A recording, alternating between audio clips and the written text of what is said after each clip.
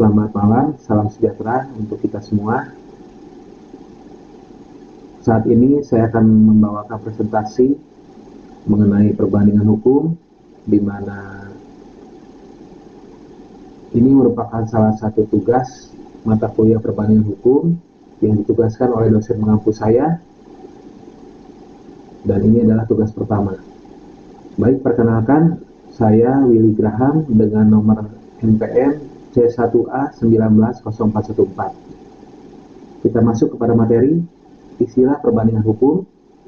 Perbandingan hukum merupakan suatu metode studi dan penelitian dengan cara memperbandingkan peraturan perundang-undangan dan institusi hukum dari satu negara ke negara lain ataupun dari negara-negara ke negara-negara lain. Perbandingan hukum bergerak pada pertanyaan ilmiah dan juga merupakan metode studi. Tujuan dan manfaat perbandingan hukum. Menurut Romli Atmasasmita, perbandingan tujuan hukum ataupun tujuan perbandingan hukum dapat dibedakan berdasarkan asal-usul dan perkembangannya. Dilihat dari sudut teori hukum alam, tujuan perbandingan hukum adalah membandingkan sistem-sistem hukum untuk dapat melihat persamaan dan perbedaannya dalam rangka mengembangkan hukum alam itu sendiri. Namun jika dilihat dari sudut pragmatis, tujuan perbandingan hukum adalah tidak semata-mata mencari persamaan dan perbedaan, namun lebih kepada mengadakan pembaruan hukum.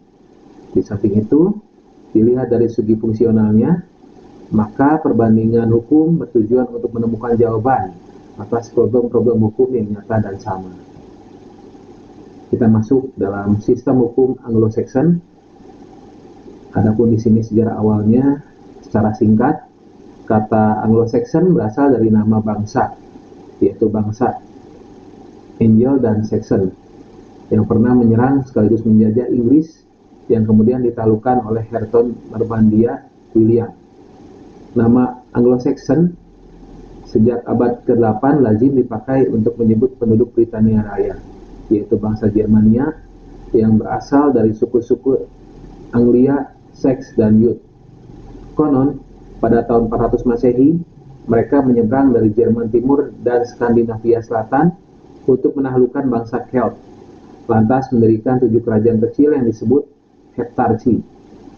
Sistem hukum ini lahir di Inggris, yang merupakan hasil perkembangan hukum yang timbul dari kegiatan badan-badan peradilan yang dikembangkan oleh para praktisi dan proseduralis sejak berabad-abad yang silam, sejak kedatangan bangsa Normandia ke Inggris. Ciri utama sistem hukum Anglo-Saxon. Ciri utama ini adalah lebih mengutamakan pada hukum tidak tertulis, atau yang biasa kita sebut atau kita kenal common law. Kebenaran hukum dan keadilan tidak ditentukan oleh bunyi teks perundang-undangan, melainkan pada kemampuan menggali alat bukti dan peristiwa in case saat hakim mengadili perkara di pengadilan. Hakim dapat membuat putusan berdasarkan nilai keadilan yang digali dari masyarakat. Sistem ini lebih mengutamakan rasa keadilan dibandingkan kepastian hukum. Maka, sistem hukum Anglo-Saxon ini berciri utama yang mana pertama besar peran hakimnya dan berkurang peran peraturan perundang-undangan. Seperti yang tadi saya sampaikan, sistem hukum yang dianut oleh Hong Kong saat ini adalah sistem hukum Anglo-Saxon, di mana konstitusi di Hong Kong masih menganut sistem Anglo-Saxon yang mana sama dengan sistem hukum Inggris ataupun Britania Raya, mengingat sejarah Hong Kong adalah persemakmuran dari Inggris yang kedaulatannya dikembalikan kepada Republik Rakyat Tiongkok pada 1 Juli 1997. Esensi hukum umum di Inggris yang mana diterapkan dalam sistem hukum di Hong Kong adalah bahwa hukum ini dibuat oleh hakim yang duduk di pengadilan dengan menerapkan logika dan pengetahuan mereka tentang sistem hukum terdahulu. Keputusan pengadilan tertinggi di Inggris dan Wales yang juga diterapkan di Hong Kong bersifat mengikat bagi pengadilan-pengadilan di bawahnya. Sebagai contoh, tidak ada undang-undang parlementer yang menyatakan bahwa pembunuhan itu ilegal, karena pembunuhan merupakan kejahatan dalam hukum umum. Jadi walaupun dalam undang-undang parlemen Inggris tidak tertulis bahwa pembunuhan itu ilegal, pembunuhan tetap ilegal dengan mengacu kepada kebijakan konstitusional, pengadilan, dan kasus-kasus terdahulu berkaitan dengan pembunuhan. Hukum umum dapat diubah dan dicabut oleh parlemen. Contohnya, perubahan hukuman mati bagi pembunuh.